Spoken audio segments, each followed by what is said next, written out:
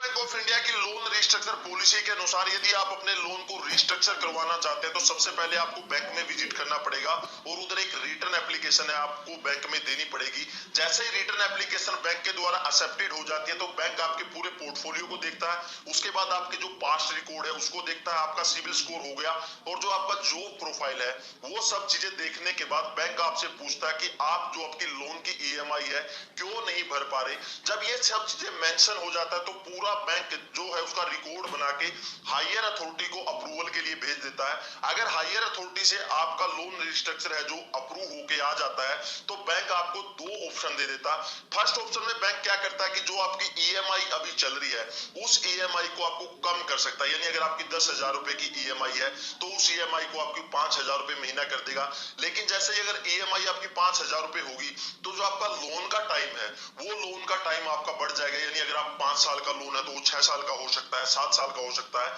साथ में loan restructure में आपका जो इंटरेस्ट रेट है, अगर बैंक को ये लगता है कि एक्चुअल में इंटरेस्ट रेट ये इतना नहीं दे सकता तो उसके ऊपर ब्याज भी जो लोन पर आपका चल रहा है वो ब्याज का जो रेट है वो भी बैंक कम कर देता है। साथ में अगर आप बैंक को ये भी अपील करते हैं कि मेरे पास अभी पैसे भरने के लिए कुछ भी नहीं है तो बैंक आपको एडिशनल मोरेटोरियम भी प्रोवाइड कर सकता है, यानी बैंक आपकी कुछ महीने के लिए जो ईएमआई है उसको फर्दर डेफरमेंट कर सकता है, यानी आगे कुछ महीने और आपको ईएमआई देने की जरूरत नहीं है। तो फर्स्ट ऑप्शन में बैंक ये चीजें आपको प्रोवाइड कर सकता है। बैंक के पास नेक्स्ट ऑप्शन है कि जो स्टेप अप प्रोडक्ट जो पॉलिसी है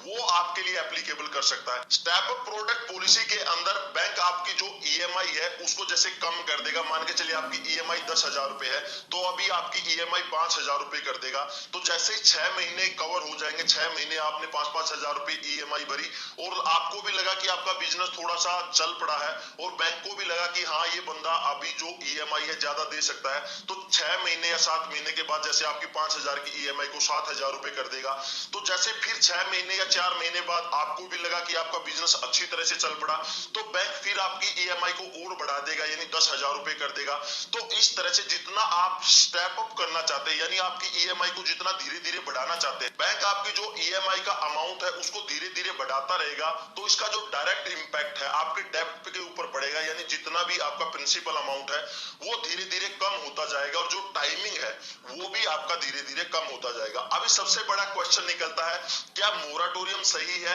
या लोन रिस्ट्रक्चर सही है। अगर मैं मेरे पॉइंट ऑफ व्यू से बात करूं और बहुत बड़े बड़े जो बिजनेस लीडर हैं अगर उनके पॉइंट ऑफ व्यू से बात करूं तो डायरेक्टली लोन रिस्ट्रक्चर पॉलिसी है वो मोराटोरियम से बेहतर है, क्योंकि आपने देखा होगा कि मोराटोरियम के ऊपर जो डायरेक्ट मल्टीपल इंटरेस्ट है यानी कंपाउंड इंटरेस्ट है